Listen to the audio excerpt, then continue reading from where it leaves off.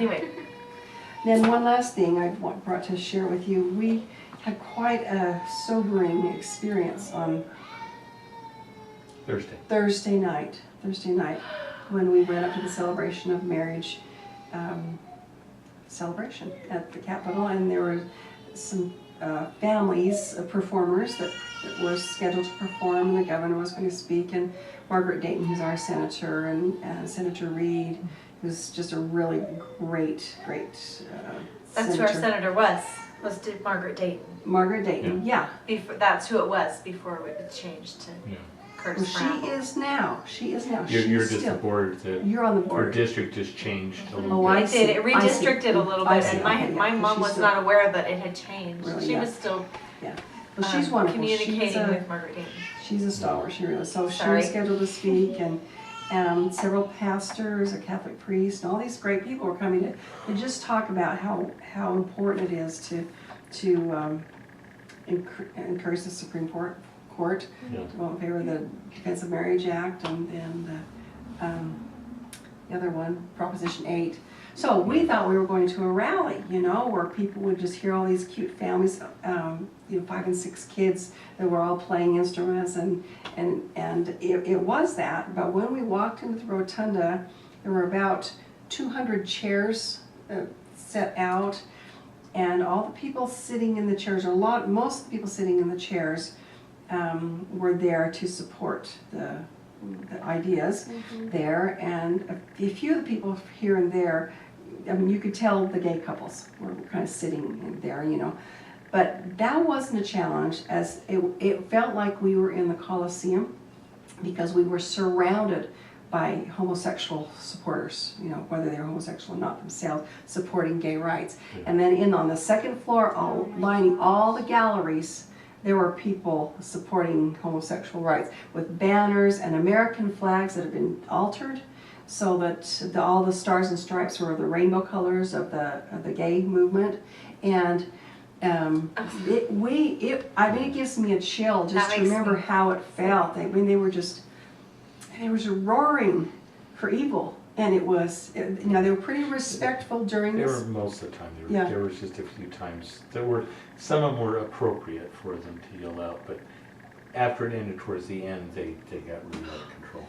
So it was just heartbreaking to see how confused people were. There was one long banner that some people had unfurled from the balcony that said, Mormons for marriage equality. Great big banner, and I'm going, now I'm sympathetic, now more than ever, I'm sympathetic for people that have same-sex attraction, because I understand the biochemical piece of it, and the phytoestrogens and all those things that have messed up our endocrine systems and are causing homosexuality, I believe, and a lot of people believe. But so I'm sympathetic for the person, It's but giving the predisposition, it gives them not the behaviors. Right, yeah, right. Exactly. Yeah. So, but still, and there was one young girl that was asked to speak. She was 13 years old. Her name was Amelia Summer Hayes. Yeah, her mother was actually one of the main organizers of the event, and she's a homeschooler. And Now there's a surprise. She was so sharp. Everybody, they weren't going to shout down a 13-year-old kid. And she looked up at the gallery, and she said, She talked to them. She said, every kid has a right to a mom and a dad. 2 moms don't make a dad. 2 dads don't make a mom. And every child has a right to know who they are and where they came from, what their genetic inheritance is. She was tremendous. And her speech will be published, and I can get copies of it. It's already published on Meridian magazine. That's awesome. Did you read that Could be, already? yeah. Really? And even if you know that maybe she I think sat that's what I down, and I don't know that her mother sat down with her, and helped her write. She was so articulate in presenting it that I think it was her own words. She was really She's the one that had her friend ask her, which would you choose? Is that the same girl? Yes, Is that in Meridian magazine already? I think that was where I read it. Cool. Yeah, that she asked in her speech, she had a friend that came to her whose parents were getting divorced and said, if you had to pick just your mom or your dad, which would you pick? Oh no. Yeah. And she said, Yeah. I just couldn't. I couldn't, you know, and so we put children in, you know. Yeah, and it talks a little bit about not just homosexuality, but the single mother problem. And the thing that was nice about the evening, there was no overt attack on homosexuality per se. It wasn't just talking about bad homosexuals and stuff. The Catholic priest probably got the closest to talking about the scriptural definition of marriage, which obviously and says... he said, homosexuality is an affront to God. Now, for the first time in my life, I've been in a gathering where a priest was booed. That shook me too, you know, and have respect for this religious leader. But most of the conversation was just about the true principle of marriage, and that it's about a husband and a wife and having children. And you know, it's it just interesting. doesn't work any other way. On the radio today, there was a man who called into a show that said, I have the dictionary in front of me.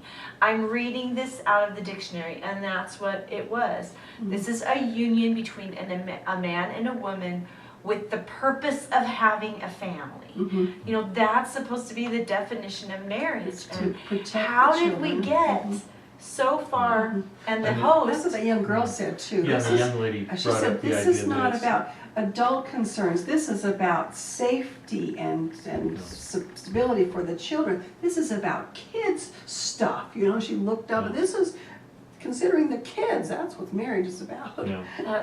That's amazing. It was amazing. really good. So I brought you some things if you would like copies of some things that are being passed out. And I really love this one.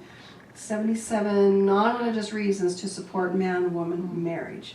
And just things you just don't think of. So, I mean, it's awesome. Yes, So that would be you want great. that. Here, there's 2 of those. So, and I have more out in the car. If you want to take back to school, I think.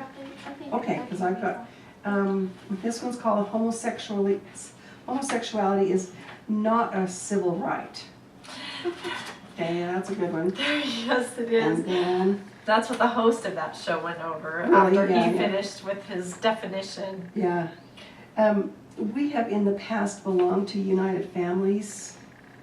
Years ago, we joined them, and they are still active in our state. In fact, and they were one of the planners of the organization of the celebration too. So here is just some There's information something about their... on United Families. They're a good group to belong to.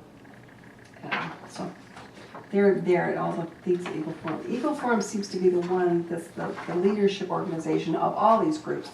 They're the ones that kind of rally people together, but all these other different groups, like Tenboom Institute was represented there too, and lots of other You know, groups. this is another great example of what you were mentioning earlier about how everybody having their different mission and not all focusing on the same thing. Because how would we fight evil on every front? There's just no way for each of us to pay attention to every issue. And yet we all have our mission. We all have our place to fight evil, and it's our passion. Yeah, You know, another thing wherever it we is talked we are. about, there's also a place for gender.